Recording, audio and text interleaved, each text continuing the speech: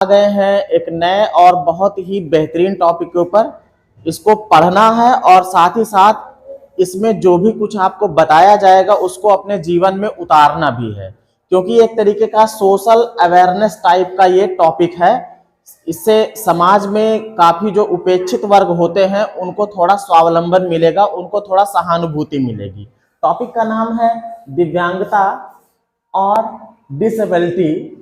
दिव्यांगता शब्द अभी हाल ही में ये बनाया गया है, जो किसी अंग से, चाहे वो फिजिकल या मेंटल या इमोशनल, अगर किसी डिसेबिलिटी के शिकार कोई व्यक्ति हो तो उनको सम्मान में ये शब्द बनाया गया है दिव्यांगता।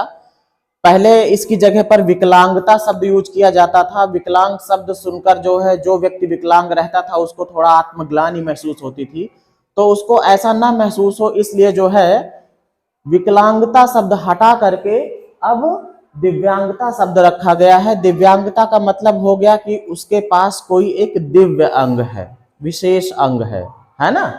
तो दिव्यांगता होती क्या है पहले ये जान लो आप। जैसे हमारा जो शरीर है, हम अपने शरीर से डेली के जो भी काम होते हैं उसको हम प्रॉपरली अच्छी तरीके से कर पाते हैं। मतलब हमारा शरीर चाहे फिजिकली, चाहे मेंटली और चाहे इमोशनली, तीनों तरीके से, भौतिक रूप से भी और मानसिक रूप से भी और भावनात्मक रूप से, तीनों तरीके से अगर किसी भी बीमारी से मुक्त है तब हमको कहा जाएगा कि हम स्वस्थ हैं। लेकिन अगर इन तीनों में से चाहे फिजिकल, चाहे मेंटल और चाहे इमोशनल, चाहे शारीरिक रूप से, चाहे मानसिक रूप से और चाहे भावनात्मक रूप से, किसी में भी अगर कोई भी कमी है तो हमें कहा जाएगा दिव्यांग। क्या कहा जाएगा? दिव्यांग। तो दिव्यांगता आप समझ गए हो। अब देखो काजेस ऑफ दिव्यांगता। दिव्यांगता आने का कारण क्या होता है? दो ही कारण है, दो ही तरीके से दिव्यांगता आ सकती है। या तो माँ बाप से बच्चे में आ जाए, जैसे एक आम बीमारी पहले बहुत ज्यादा होती थी, अब कम है, रतौंधी जिसको कहते हैं। या फिर कलर, एक वर्णांधता एक बीमारी होती है। रतौंधी में क्या होता है, शाम हो जाती, रात हो जाती तो उसको आभास नहीं हो पाता है रास्ते का, या फिर मतलब दिखना उस तरीके से नहीं पड़ेगा जिस तरीके से सामान्य व्यक्ति को दिखाई पड़ता है। एक होता है कलर ब्लाइंडनेस या फिर वर्णांधता। वर्ण का मतलब होता रंग, रंग में विभेद नहीं कर पाएगा वो व्यक्ति जिसके अंदर वर्णांधता होगी।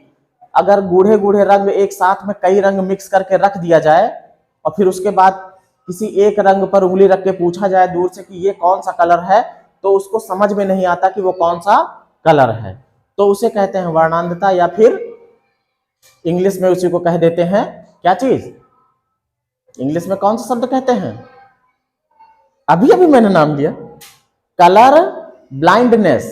कलर ब्लाइंडनेस, वर्णांधता। इंग्लिश वाला आसान लगता है, कलर, कलर मतलब रंग, मतलब उसके अंदर रंग विभेद करने की क्षमता नहीं रहती है। तो ऐसी ही कई बीमारियां हैं जो माँ बाप से बच्चों में आ जाती हैं, या जन्म के पहले ही किसी बच्चे के अंदर, जब वो पेट में रहे तभी से उसके अंदर किसी अंग में कोई कमी आ जाए, तो उस तरीके की जो डिसेबिलिटी या फिर दिव्यांगता होगी उसको इनबॉर्न दिव्यांगता कहते हैं।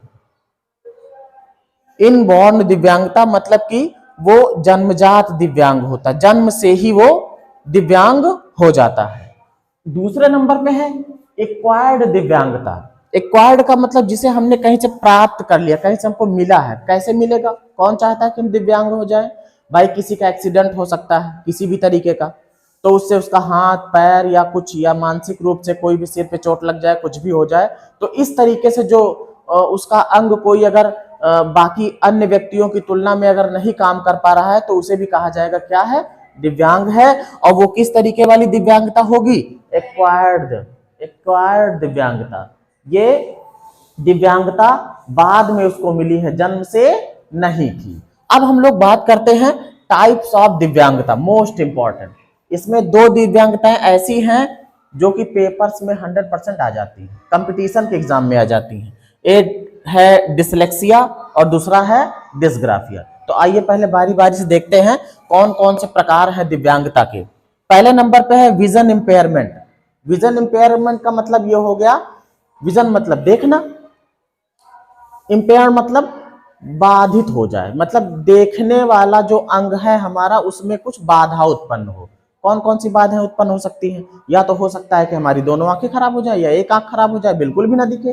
तो सिर्फ यही नहीं होता, कई बार ऐसा होता है कि जैसे हम खड़े हैं, हमको यहां तक का दिखाई दे रहा, ठीक है, 6/6 दिव्यांग, मतलब सिर्फ 6/6 का अगर विजन है तो कहा जाएगा सही है। अगर 6/12 का है, या मतलब अलग अलग एक आंख से कम दिखाई देना, मतलब ज्यादा गैप तक ना दिखाई देना, दूसरी आंख से कम दिखाई देना, तो इस तरीके का भी दिव्यांगता आता है कि मतलब एक आंख से कम दिखाई दे रहा है, या दूसरे से कम का मतलब यूं ना समझो, जैसे हमारी आंख ऐसे हम सीधा खड़े हुए हैं तो मतलब कितने एरिया तक वो देख पा रहा है, इसका भी तो एक एरिया है ना। जैसे हमने ढक लिया एक आंख, अब ढकने के बाद जैसे यहाँ तक की चीज हमको ऐसे दिखाई दे रही है, यहाँ तक, मतलब हो सकता है कि हमको 120 या 100 मतलब 120 या 130 तक डिग्री का कोण बनाती हुई दिख रही होगी, इसको भी खोल देते तो पूरा यहाँ तक आ जाता है ना।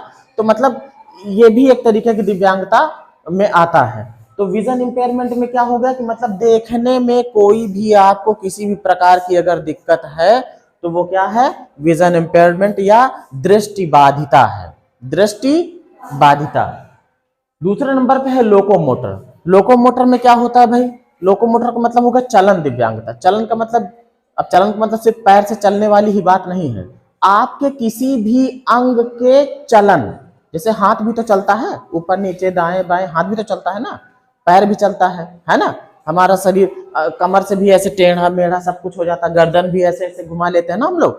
तो मतलब जितने अंग हमारे चलने वाले हैं, मूव करने वाले हैं, उनमें अगर कोई दिक्कत आ जाती है, वो नहीं चल पाते हैं, तो वो सारी के सारे जो होंगी दिव्यांगता कौन सी कैटेगरी में आएगी, लोकोमोटर वाली, चलन दिव्यांगता में। कौन सी दिव्यांगता में, चलन। चलन का मतलब सिर्फ ये ना समझना कि पैर से चलने वाला ही, अगर हमारी एक उंगली जो है ये मुड़ना उड़ना बंद कर देती है, ये भी तो चल रही है ना, कलाई भी चल रही है, जहां से जो भी अंग आपका चलता है अगर उसके चलने में बाधा आ जाती है तो वो चलन दिव्यांगता है, लोकोमोटर डिसेबिलिटी या लोकोमोटर दिव्यांगता कहेंगे। दूसरे नंबर पे है मेंटल या इंटेलेक्चुअल। मेंटल का मतलब हो गया मानसिक, जैसे कि सामान्य व्यक्ति तर्क करता है, सोचता है, समझता है, उसी तरीके से सबको समझना चाहिए।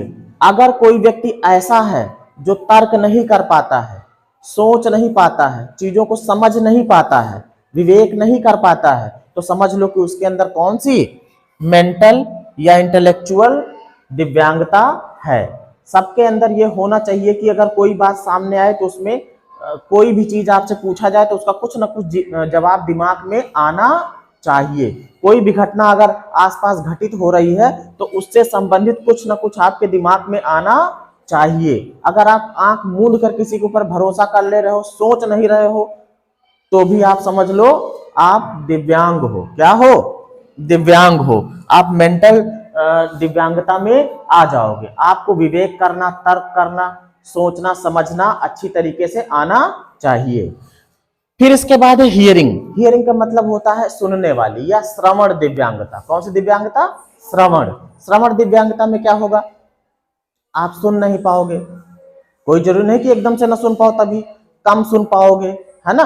अब ये किसी भी तरीके से हो सकता है जन्मजात हो या फिर बाद में कान में चोट लग जाए या कुछ भी हो जाए, उस वजह से आप सुनने में सक्षम नहीं है ना। ये दिव्यांगता ऐसी होती है कि अगर सुनने में किसी को दिक्कत आ गई तो ये बहुत बड़ी दिव्यांगता है। जो बच्चा सुन नहीं पाता है वो कोई चीज सीख भी आसानी से नहीं पाता है। आपको मैं पढ़ा रहा हूं, आप अगर सुन ना पाओ तो सीख पाओगे, नहीं पाओगे। और अगर मैं आपको पढ़ाऊंगा नहीं, आपके माँ बाप आपको बोलना सिखा रहे हैं लेकिन आप सुन नहीं पाओगे तो बोल पाओगे।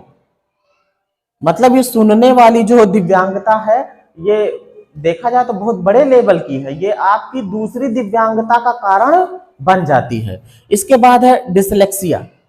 डिसलेक्सिया दिव्यांगता ऐसी होती है, कुछ बच्चे ऐसे होते हैं जिनको ग्रामर पता है कि हाँ क ल म मिलके कलम हो जाता है, क ल म मिलके कलम हो जाता है। लेकिन जब पढ़ने लगते हैं तो कहो कमल पढ़ दें, लकम पढ़ दें।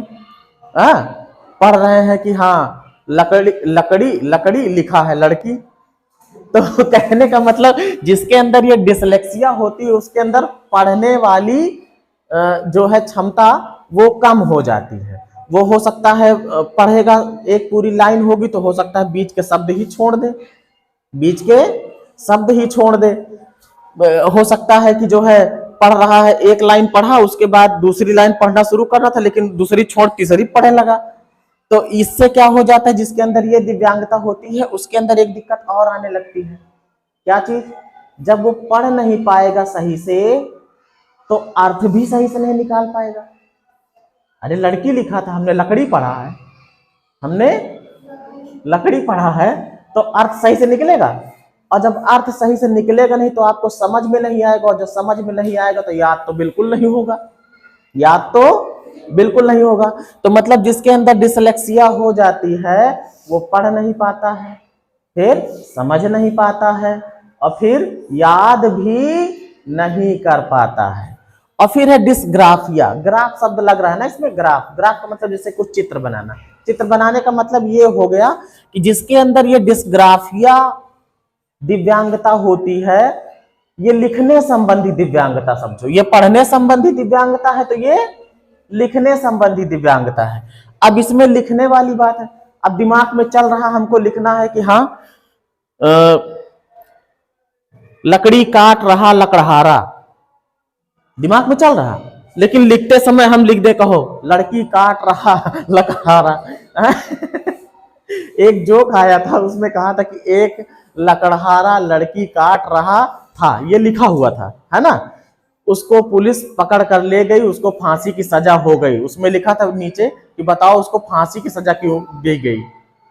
तो सब सोचे हैं, सब जो भी पढ़ने जाता लकड़हारा देखता, लकड़हारा देखने के बाद उसके दिमाग में आ जाता लकड़हारा है तो लकड़ी ही काटेगा, लड़की थोड़ी काटेगा।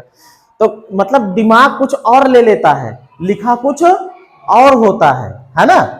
तो ऐसे ऐसे हो जाता है। मतलब अब ये जो हमने लाइन बोली कि एक लकड़हारा लड़की काट रहा था, ठीक है, उसमें लिखा था क्या, लकड़ी काट रहा था, मतलब लकड़ी लड़की, ये डिसाइड हो गया किसके साथ में, लकड़हारे के साथ में। अगर लकड़हारा है तो हम ये पक्का समझ लेंगे कि लकड़ी ही काट रहा है, भले चाहे उसमें लिखा हो क्या, लड़की। अब नीचे सोच रहे हैं उसको फांसी क्यों हो रही है, लकड़ी काटने पर ही फांसी हो जाती है। बाद में जब ध्यान से पढ़ा जाता, अरे ये तो क्या लिखा था, लकड़ी नहीं लड़की लिखा था, उसको काट रहा था इसलिए उसको फांसी होने वाली थी। तो डिसग्राफिया में क्या होता है, लिखने के जैसे राइटिंग कुछ बच्चों की नहीं बनती है, नहीं बनती है ना, अच्छा उसके सही नहीं बनते हैं, समझ लेना कि हाँ आपके अंदर डिसग्राफिया वाली कुछ समस्या है। तो आज हमने जान लिया है दिव्यांगता क्या होती है, दिव्यांगता कितने प्रकार की होती है। नेक्स्ट टॉपिक में हम लोग लेंगे कि फर्स्ट एड बॉक्स क्या होता है, फर्स्ट एड बॉक्स हमको क्यों रखना चाहिए, है ना। अभी इस वीडियो में इतना है।